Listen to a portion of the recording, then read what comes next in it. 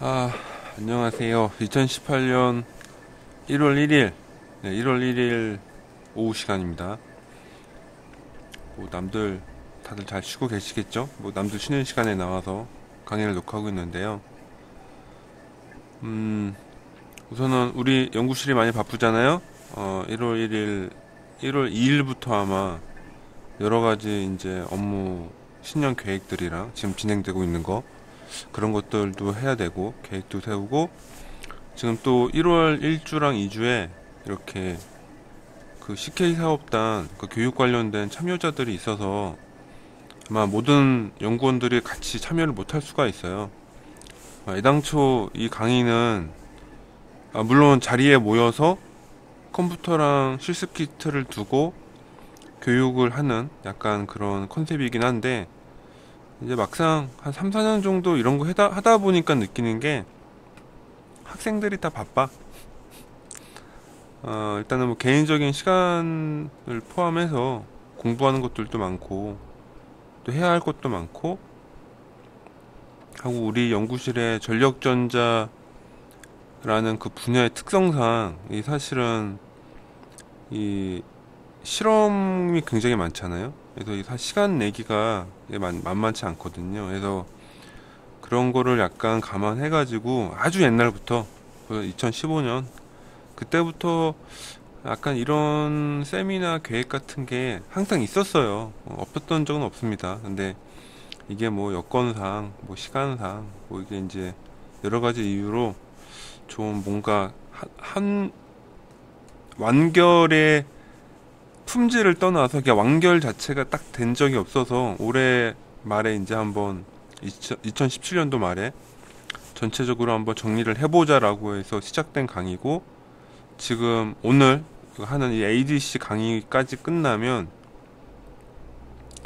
아마 연구실에서 이렇게 사용하는 여러 프로젝트들의 코드를 시간은 걸릴지언정 뭐 분석이 안 된다든가 아마 이러진 않을 것 같아요. 물론 공부해야 될 게 굉장히 많이 있지만 우선 최소한의 필요한 것들, 우리 PWM 했죠, CPU 타이머 했죠, GPIO 했죠, 인터럽트 했죠 하고 오늘 하는 ADC까지 하면 전력전자에서 오픈이든 클로즈 루프든 어떠한 형태의 토폴로지 하드웨어든 간에 최소한으로 실험할 수 있는 우리 DSP 소자에 대한 어떤 교육은 완료가 됩니다.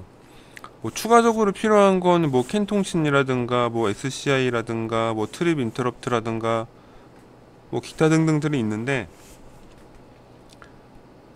오늘까지 한 ADC까지 내가 이해를 까지 이해했다면 이 나머지 것들은 역시 시간의 문제이지, 이제 본인이 이렇게 자료를 찾아가면서 이그젠플 코드를 보면서 공부를 하는 거에 전혀 문제가 없어요.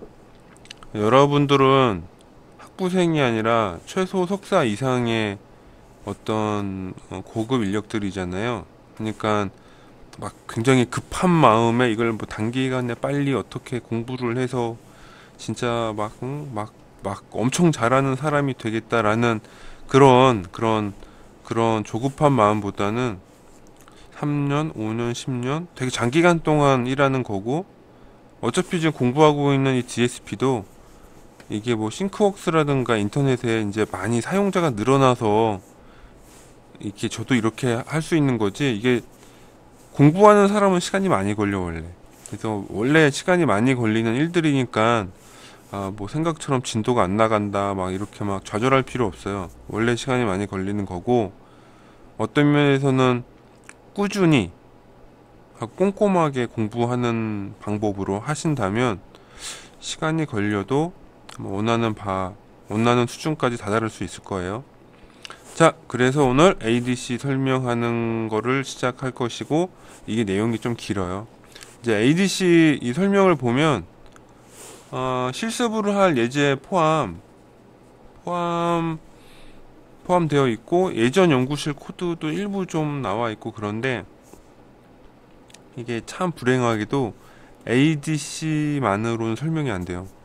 그러니까 ADC 컨버전 동작을 이해하려면 적어도 우리 연구실 기준으로 PWM도 이해해야 되고, 인터럽트도 이해해야 되고, 그러니까 세 개가 필요하죠. 그러니까 PWM, 인터럽트, ADC 세 개를 알고 있어야 그나마 조금 이제 접근하기가 좋은 파트거든요. 그래서 ADC를 세미나의 가장 마지막에다가 배치해 놨어요. 그래서 이제 그러니 이제 혹시 요 수업 듣기 전에 이전 과정을 못 들으신 분이라면 무조건 듣고 오세요. 어차피 인터럽트나 PWM에 대한 이해가 없으면 ADC 듣기 어려워요. 그러니까는 저기 선행 학습들도 꾸준하게 잘 하시길 바랍니다.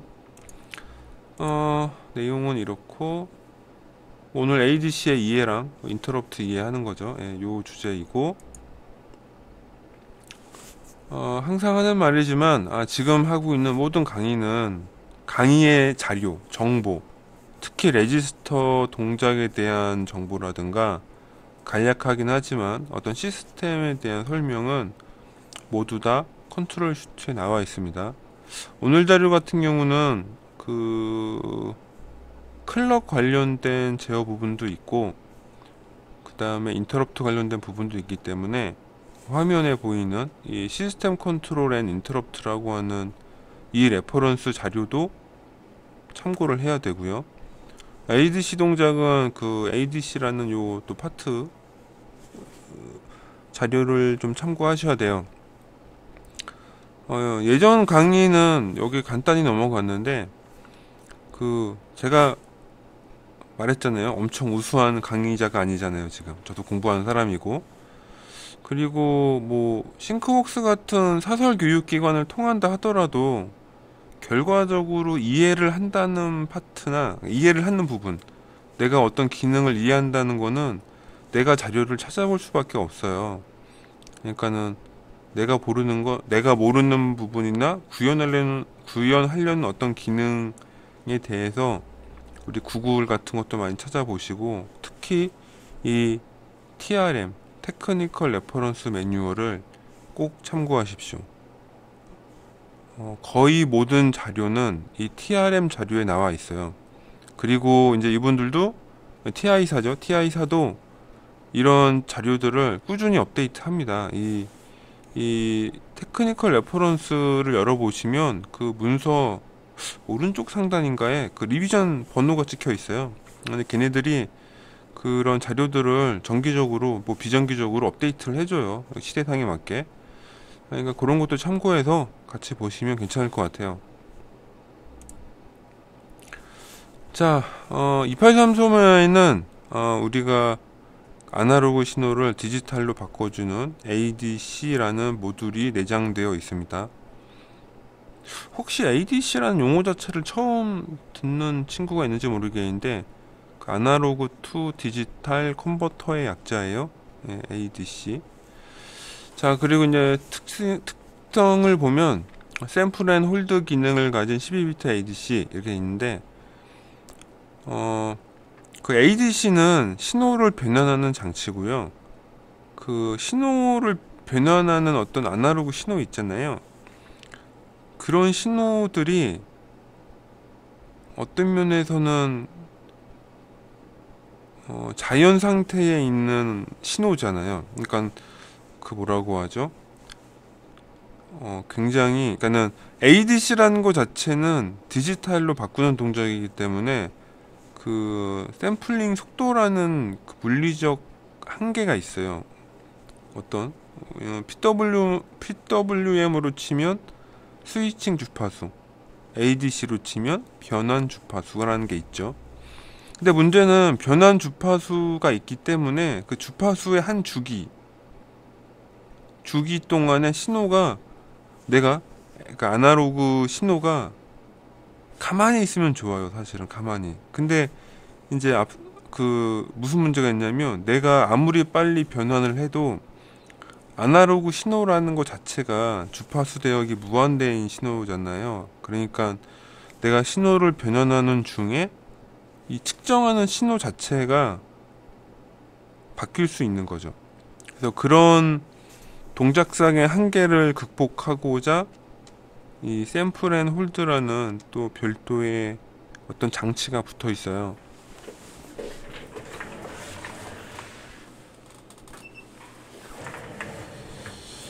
자, 우선은 그런 기능이 있구나 라고 일단 알아둡시다. 이게 기능이 있다는 것만 알면 돼요. 왜냐면은 이게 사실은 참 이런 강의할 때 어려운 건데, 한 번 알면 이해가 되잖아요. 근데 이해가 되면 그 다음부터는 안 봐요. 심지어는 뭔가 알 것만 같아. 그래서 딱 그 당시에 코드를 보고 이해를 해요. 그러면 다음에도 안 봐요. 다음에도 안 봅니다. 통상적으로 보면. 이게 좀 애매모호한 게 있어요. 그런 게. 근데 우리는 이제 하드웨어를 직접 설계하고 그런 조건에 맞춰서 프로그램을 짜야 되기 때문에 일반적인 경우보다는 좀 더 자세히 봐야겠죠.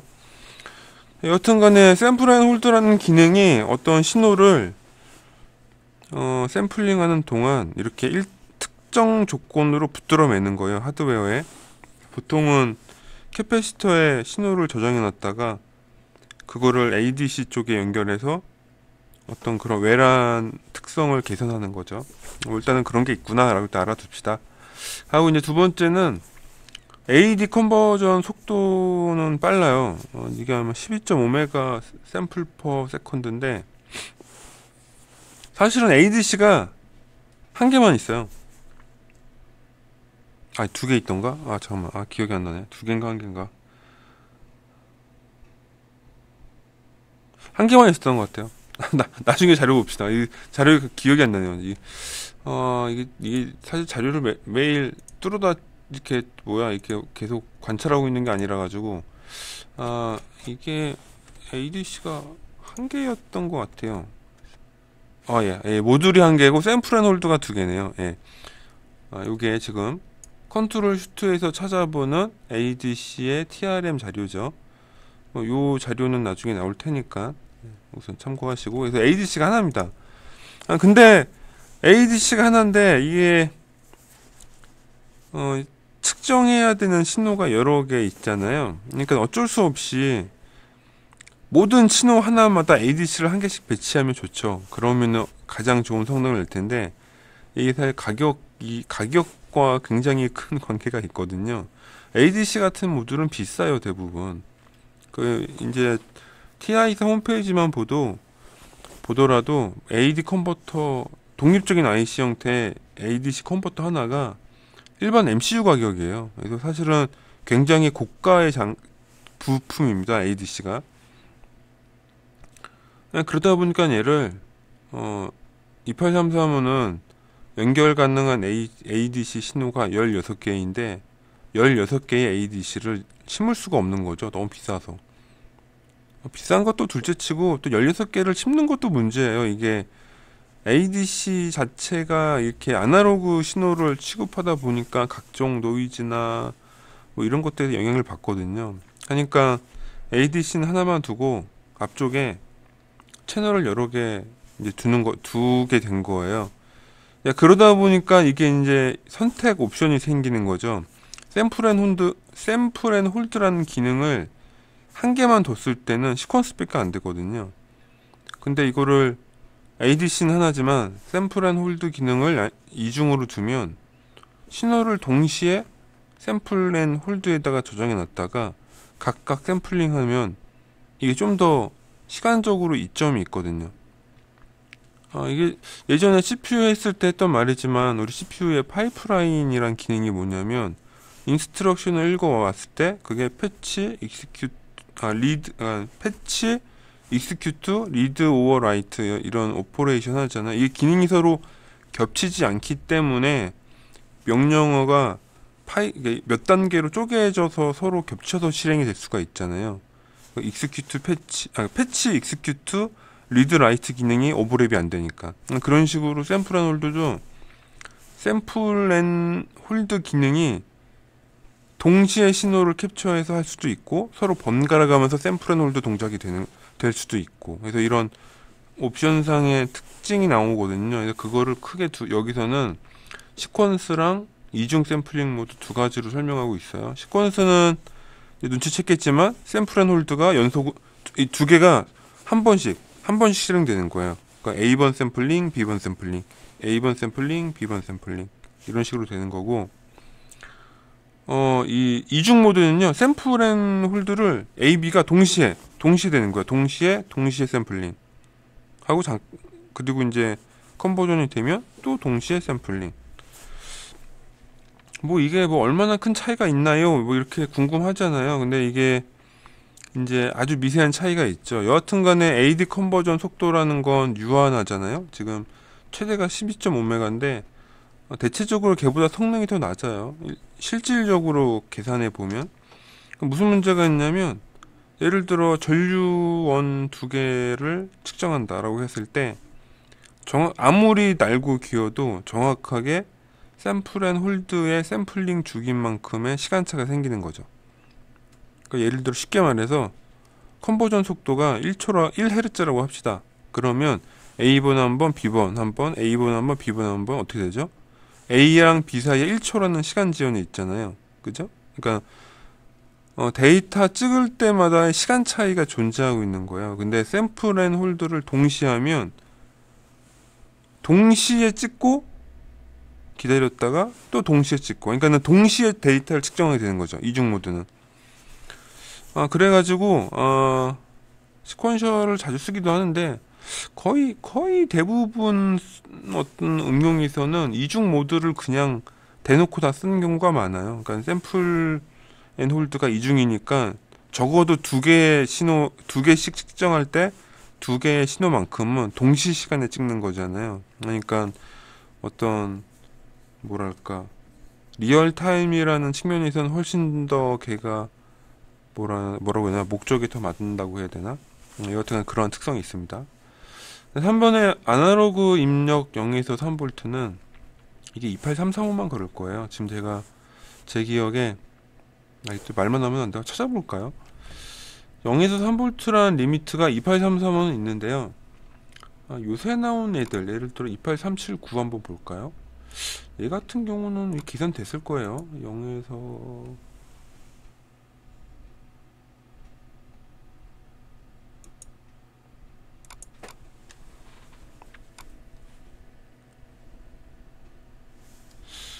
이게 아날로그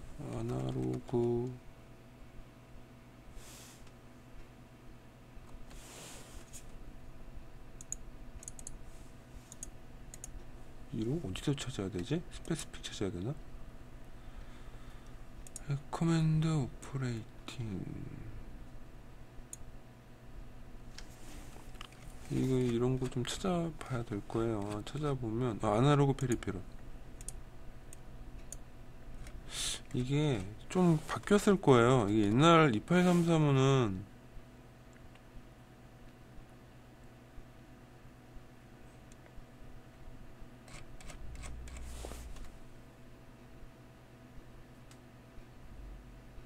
안 바뀌었네요. 이게 피콜로랑은 좀 틀린가?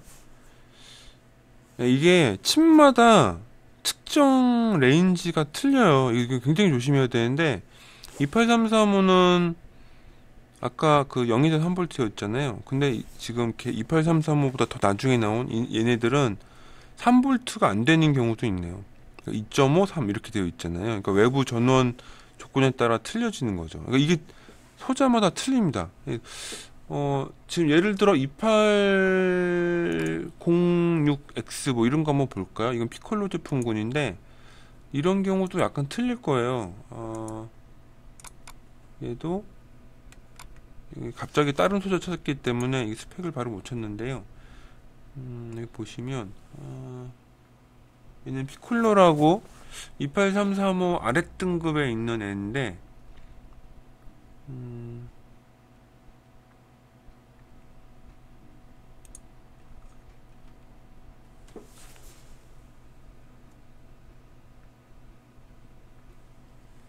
얘는 또 아날로그 인풋이 없네. 여기 또 왜 아날로그 인풋이 없지?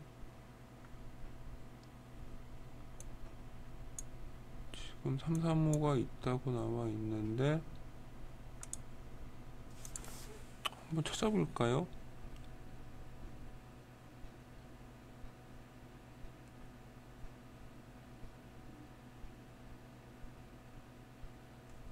어디 보자.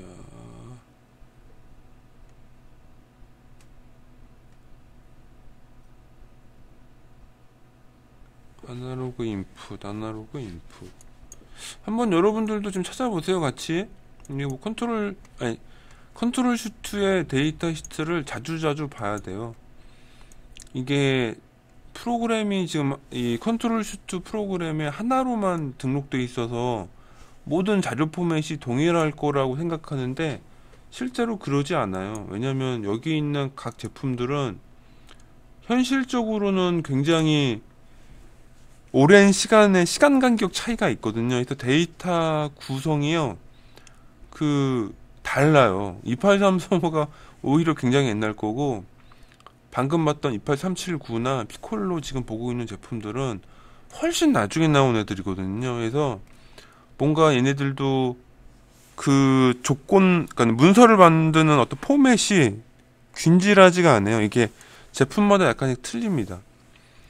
이 피콜로 같은 경우는 ADC 입력 레인지가 0에서 3.3V죠. 여기 보이시죠? 3.4.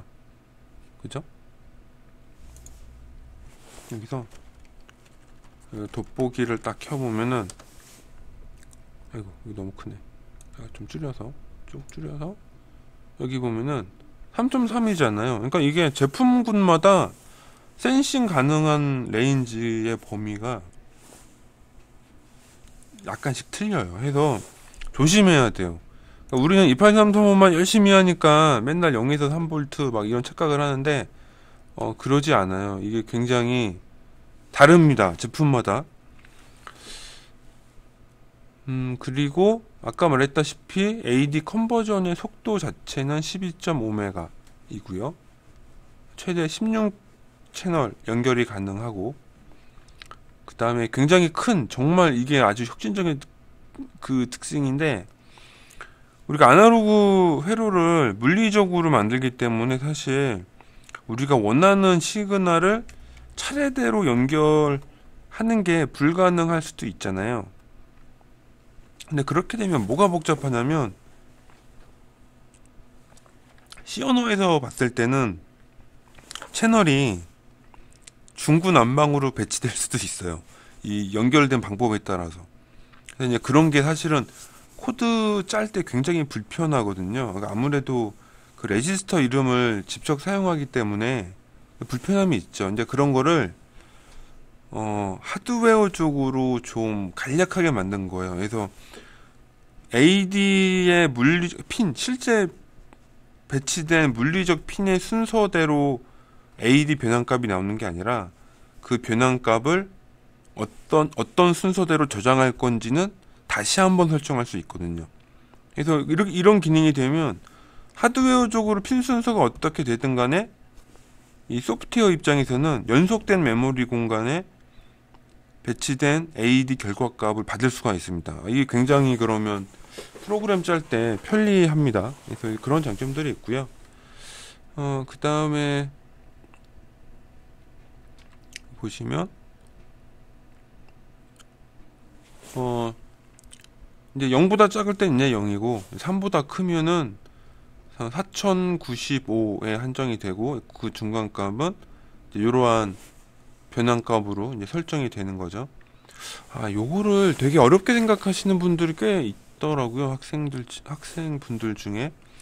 우선 AD 변환이 12비트잖아요. 그 2에 12승이니까 4096이에요. 그래서 이 AD 이 컨버터의 레인지가 0에서 3이라고 하면은 3V를 4096등분 하는 거예요. 쉽게 얘기하면. 근데 이 개념을 잘 이해 못 하더라고. 그러니까 11비트니까 2에 12승 4096인 거죠. 그러니까 이진수를 10진수로 바꾸면. 그래서 4096 등분을 나눌 수 있는 거고, 3V이기 때문에 3 나누기 4096이 원 비트당 분의 전압이죠. 그러니까 그게 아마 7mV 정도 나오는데요. 즉 뭐냐면은 비트 하나가 가지는 물리적 양이 7mV 정도예요. 그래서 3V 나누기 2의 분의 능승이 되면 그게 비트당 분의 전압이다 라고 보시면 되고, 그래서 여기서 보시면 인풋 아날로그 전압이 0에서 3 사이의 값이 되고 여기 ADC 로우는 0이 된다고 치면 이 분수의 그 수는 0 최소 0부터 최대 1까지죠. 최대 0부터 최대 1까지. 걷다가 4096 하는 게 요 이제 변한 값이에요. 그래서 뭐 저는 뭐 그냥 일상적인 거라서 일상적으로 받아들이고 있는데 이게 생각보다 일상적으로 잘 받아들여지지가 않나 봐요. 그래서 이제 기억을 하면 분의 능은 2의 비트수, 여기서는 2의 12승계, 2의 12승, 즉 4096 분의 능을 가진다. 그래서 입력 전압이 3V다. 그러면 3V를 4096으로 나눈 등간격으로 쪼갤 수가 있다. 이 정도 기억하시면 이해하는데 큰 문제 없을 겁니다. 여기 설명이 너무 길어지는데 진도를 좀 빨리 나가죠. 그 다음에 그래서 아까 말했다시피 입력 채널은 총 16개인데요. 돋보기 꺼야겠네요. 총 16개인데 이렇게 8개 8개 두 그룹으로 묶여 있어요. 그래서 보통 시퀀스 1, 시퀀스 2, 그룹 A, 그룹 B로 나누는데 뭐 두 개로 나눠져 있다. 근데 이거를 이제 아까 제어하는 방법에 따라서 그 시퀀스 모드가 되면 16개 한 줄처럼 볼 수도 있고 이중 모드가 되면 8개 8개 나눠서 볼 수도 있고 일단 그런 개념으로 받아들이시면 됩니다.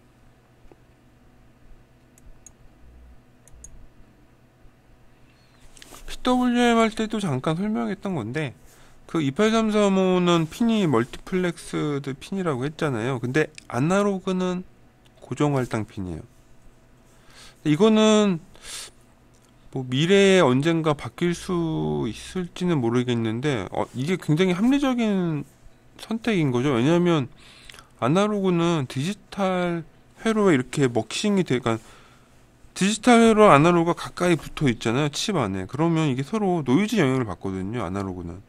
그러니까 이게 막 임의대로 핀 위치를 바꾼다든가 하면 이게 여러 개의 디지털 신호랑 막 근처로 막 클로싱 돼서 막 지나갈 수도 있고 병렬로 지나갈 수도 있고 그런 것들은 대부분 노이즈원이거든요. 그래서 아날로그 기능과 핀을 한쪽에 특정 위치에 배치함으로써 그런 어떤 노이즈에 대한 부분을 해결을 하는 거죠.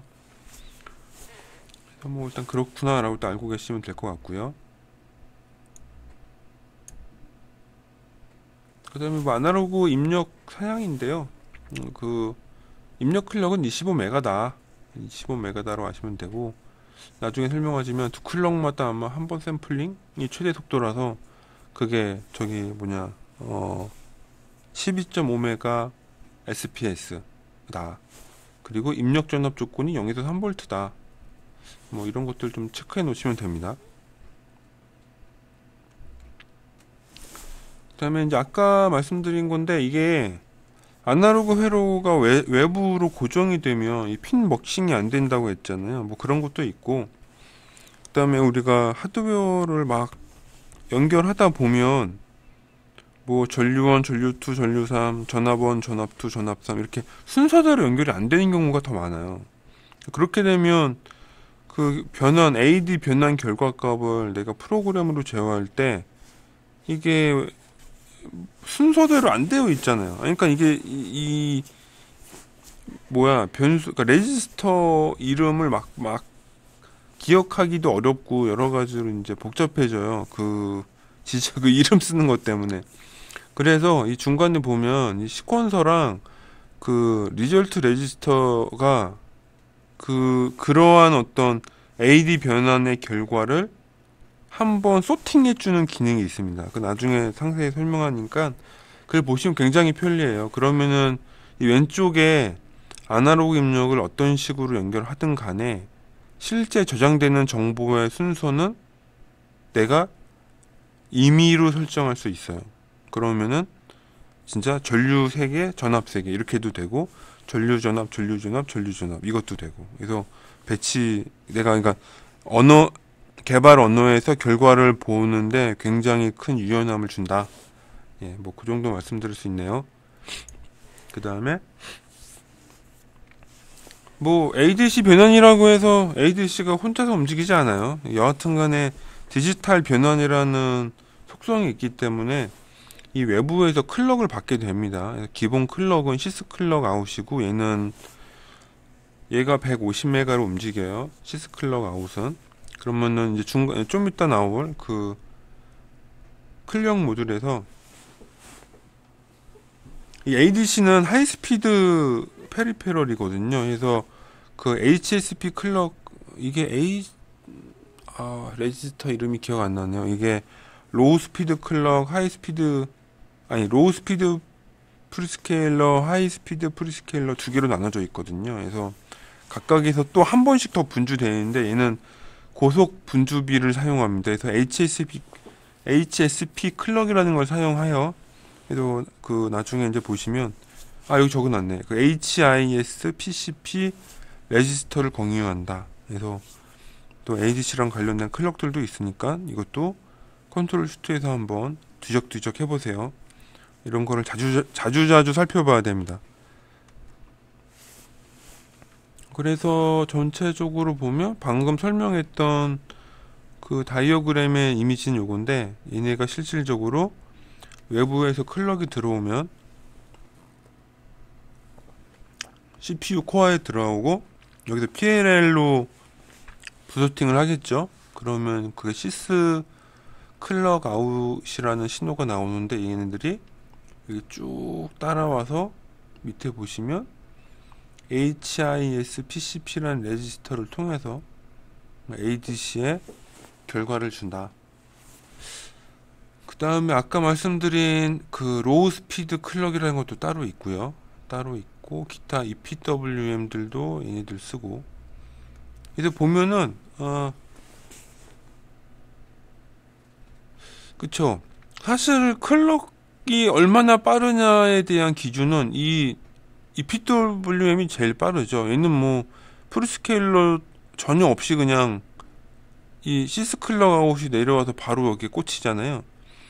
근데 이제 그에 반해서 ADC는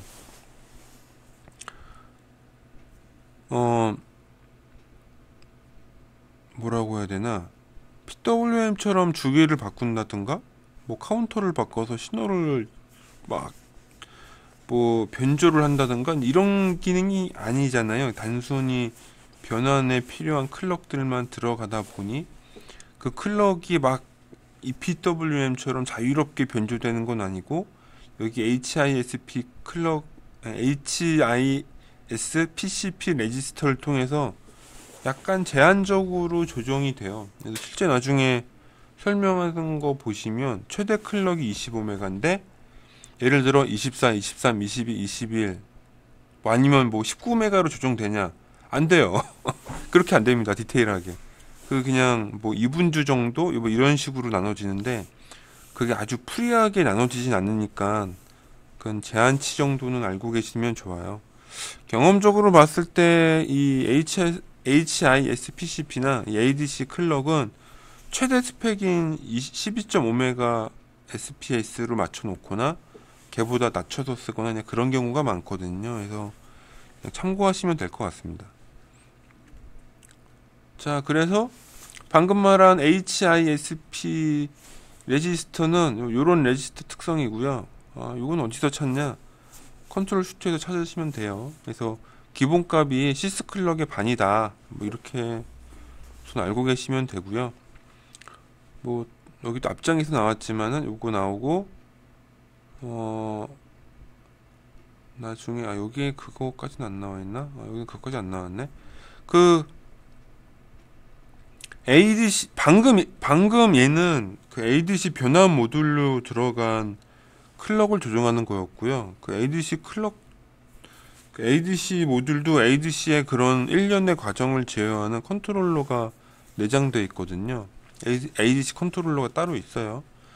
그래서 걔한테 공급하는 그런 클럭들에 대해서 그 이제 클럭을 온오프 해주는 그런 기능들이 있습니다. 이제 뭐 번거로울 수도 있는데, 원래 28335는 에너지 효율적인 마이컴은 아닌데, 그래도 이런 내가 쓰지 않는 페리페럴들을 다 켜놓으면 이게 여튼 에너지를 소비해야 하잖아요. 그래서 이거 어디 나오지? 이게 저기 각 페리페럴의 클럭 공급을 온오프 해주는 레지스터가 있어요. 그거를 여기서 페리페럴 클럭 컨트롤 레지스터라고 부르는데, 눈치채셨겠지만 여기 0이 있잖아요. 그럼 1도 있고 2도 있습니다. 그래서 28335에 있는 모든 페리페럴에 대한 클럭 소스를 제어할 수가 있다. 그래서 ADC를 쓰려면 요 HIS PCP 레지스터도 제어해야 되지만, 얘는 요것만 변경해 주는 거지, 실제 클럭을 넣어주는 온오프는 여기 P클럭 CR0 레지스터에서 해준다. 그것도 나중에 프로그램 코드에 나오니까 그때 한번 또 유념 있게 보시면 될 것 같습니다. 자, 그래서 이제 오늘의 예제는 우리 컨트롤 슈트에 있는 그 ADC SOC라는 이그젬플을 쓸 거예요. 요 화면의 예제는 물론 예전에 동계 강좌 때 했던 강의라서 예전 파일 이름이고요. 이제 이 강의 듣는 여러분은 그 랩 밑줄 ADC SOC 밑줄 2018 0102 밑줄 R00 이라는 프로젝트로 카피 앤 페이스트 하시면 됩니다. 하고 메인 소스 함수는 그 컨트롤 슈트의 폴더에서 이그젬플 밑줄 2833x ADC SOC 라는 프로젝트에 그 소스 코드 가져오시면 돼요. 혹시나 해서 나 못 찾겠다는 분은 없겠지만, 그래도 혹시나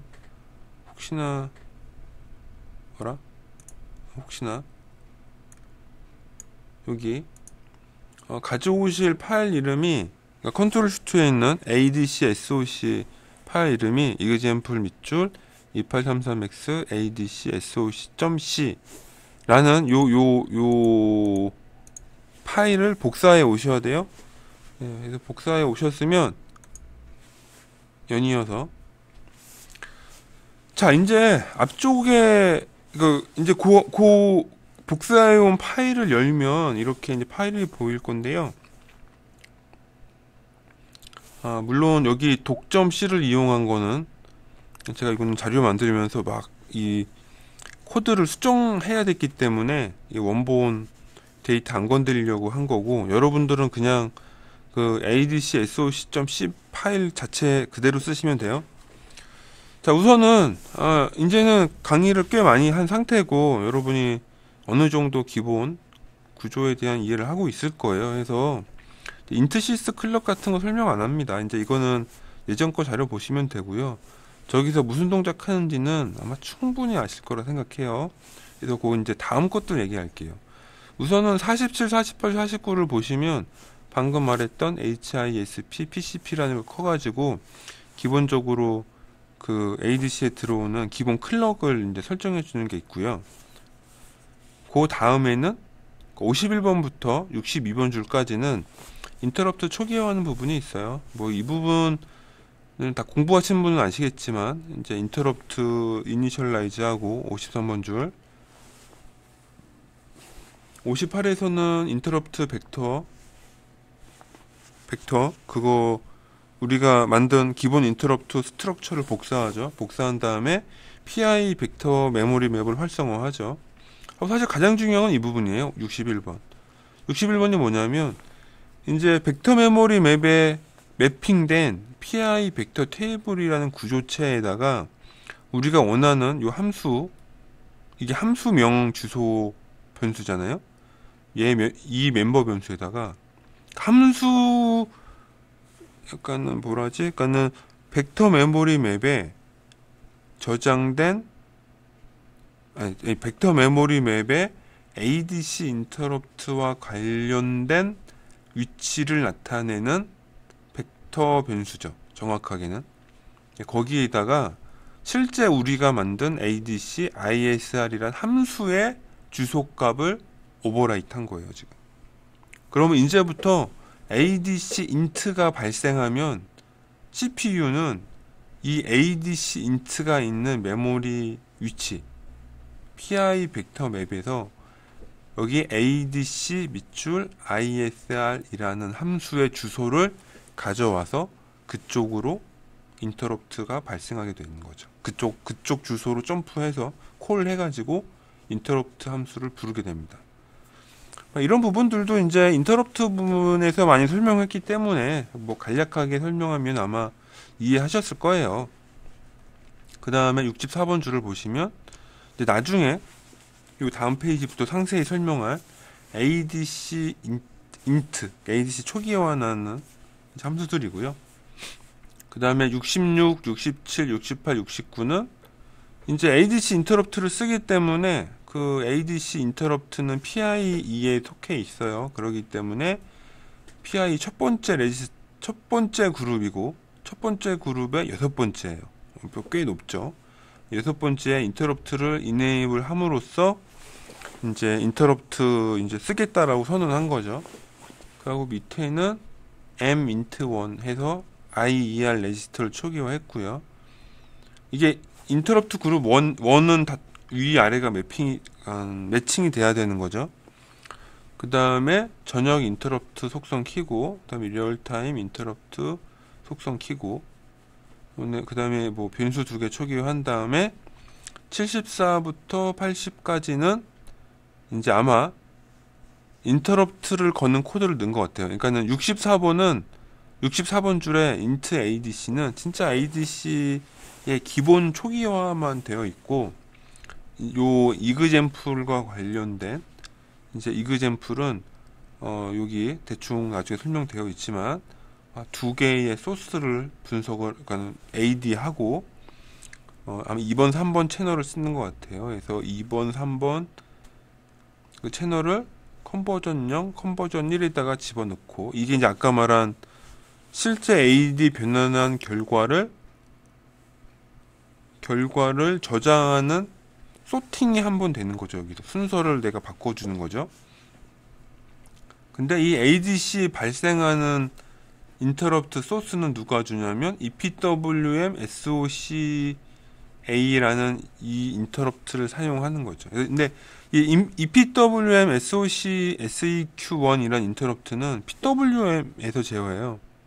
그 PWM에 있는 이벤트 모듈에서 주거든요. 그래서 이 코드가 ADC 코드가 하나 있고 밑에 81번 줄부터는 PWM 그 코드가 한 번 더 나와요. 그래서 아까 처음 말씀드렸다시피 ADC를 쓰려면 PWM 인터럽트 ADC 세 개를 다 알아야 되는 거죠. 그리고 이제 79번 줄은 나 이거 ADC 인터럽트 쓸 거야 라고 이제 해놓은 거예요. 그래서 이제 이렇게 선언되면 밑에 82번째 줄부터는 EPWM에서 왜냐면 EPWM SOCA 인터럽트를 발생시켜야 되니까 그래서 SOCA 인터럽트 쓰겠다라고 이제 한 거고요. 이제 CMPA 그 SOCA를 일으키는 소스가 뭐냐라고 설정해 놓은 거고 이 숫자 보고 모르죠. 숫자 보고 모르랍니다. 나중에 컨트롤 슈트에서 찾아봐야 돼요. 이 숫자가 뭘 의미하는지. 그 다음에 인터럽트는 한 번 생길 때 한 번씩 생기는 걸로 이게 SOCA PRD잖아요. 이게 한 번, 두 번, 세 번 선택할 수 있어요. 그래서 PWM 할 때 설명한 거니까 아마 대략 기억이 나실 겁니다. 그때 보시고 그 다음에 CMPA 그냥 뭐 0080으로 설정하셨네요. 그 다음에 TBPRD는 0xFFF 아이고 꽤 장주기로 잡았죠. 그 다음에 CTR 모드 제로 이거는 이제 PWM의 카운터 모드를 업으로 할 거냐 다운으로 할 거냐 업다운으로 할 거냐 뭐 이런 거 선정하는 건데 이런 것들도 한번 살펴볼게요. 그래서 여하튼간에 지금 ADC에서는 이제 우리가 과거에 했던 것 중에 겹쳐지는 부분들은 좀 안 하고 새로 나온 것만 좀 분석해서 하는 걸로 하겠습니다. 그래서 다음 페이지에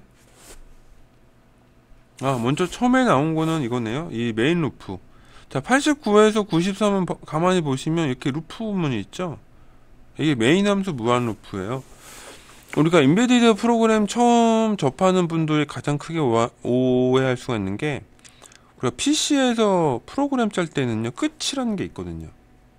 그러니까 비주얼 C에서 프로그램을 짜도 실행한 다음에 끝나잖아요. 그죠? 하고 우리가 PC에서 뭐 엑셀이나 워드나 한글을 실행했다고 치죠. 근데 우리가 종료를 해서 끝난 말이에요. 끄면 뭐가 되죠? 다시 윈도우 바탕화면을 보잖아요. 그죠? 그러니까 윈도우 바탕화면의 일종의 대기처가 되는 거예요. 대기해주는 애.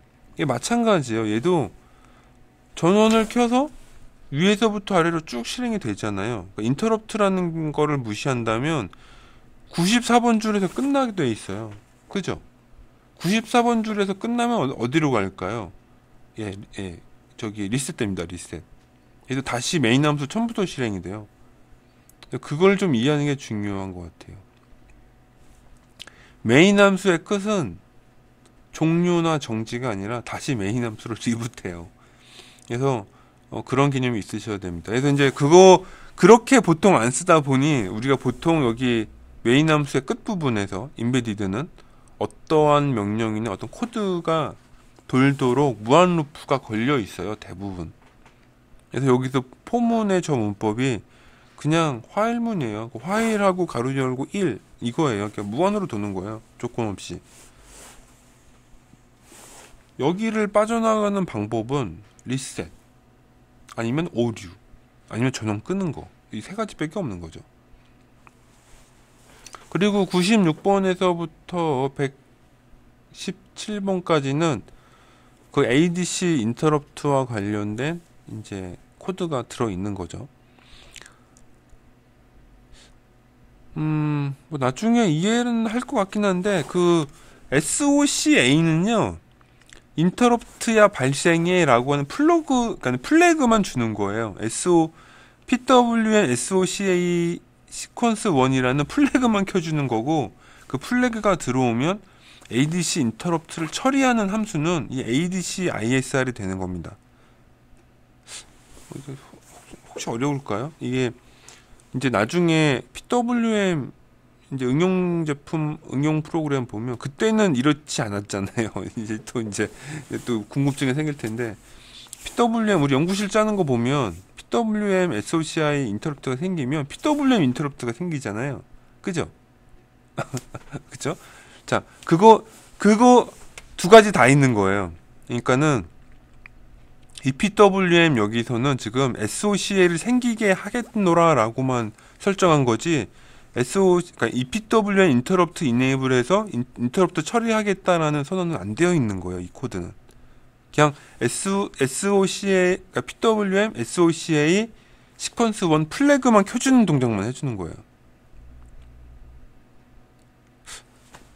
이해 못했을려나?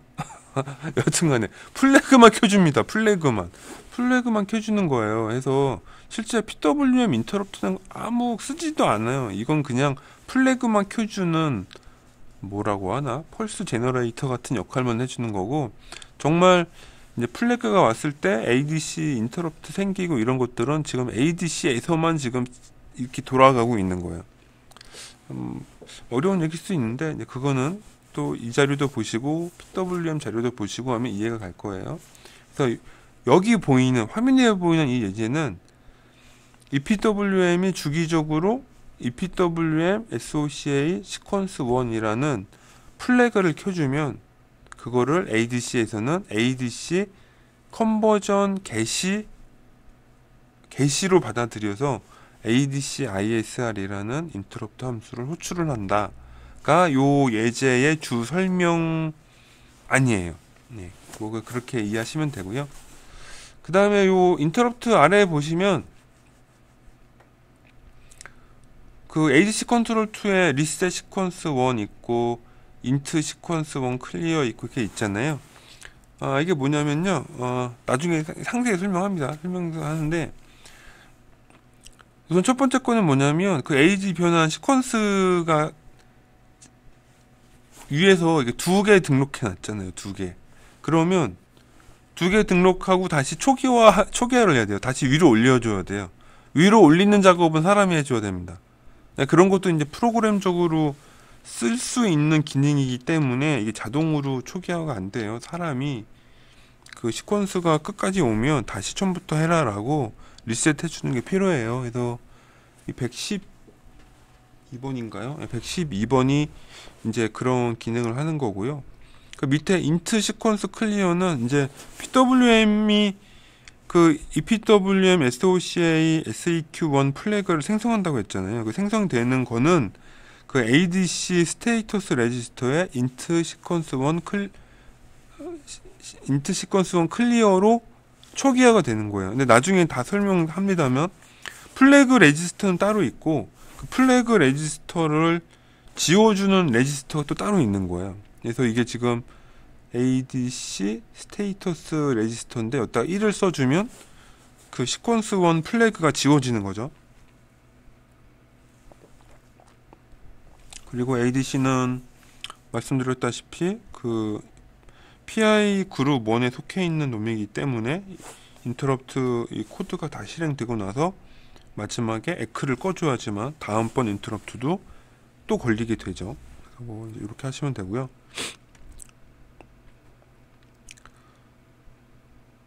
뭐 해서 전반적으로 봤을 때 이게 이제 위쪽부터 쭉 아래로 내려오는 이 일련의 과정들에 대해서 이제 아시는 부분도 있을 거고 오늘 처음 배우는 부분도 있을 건데 얘도 대략적으로 어떤 분위기구나 라고는 파악하실 수 있을 거예요. 그래서 여기서 잠깐 끊고 쉬고 한 10분 쉬었다가 다시 하는 걸로 할게요.